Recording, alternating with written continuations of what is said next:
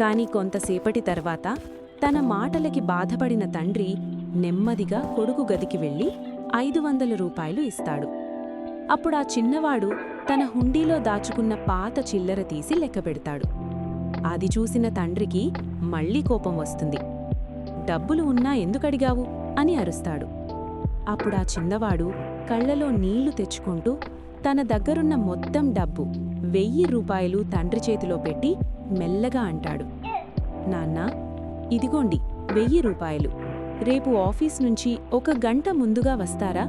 మీతో కలిసి భోజనం చెయ్యాలనుంది అంటాడు. ఆ మాటలు విన్న తండ్రికి నోట మాట రావడం ఆగిపోతుంది.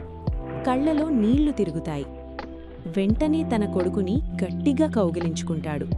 ముగింపు సందేశం: డబ్బుతో సమయాన్ని కొనలేము, కానీ మనం ఇస్తున్న సమయం జీవితాంతం నిలిచే జ్ఞాపకాలను మాత్రం ఖచ్చితంగా సృష్టిస్తుంది.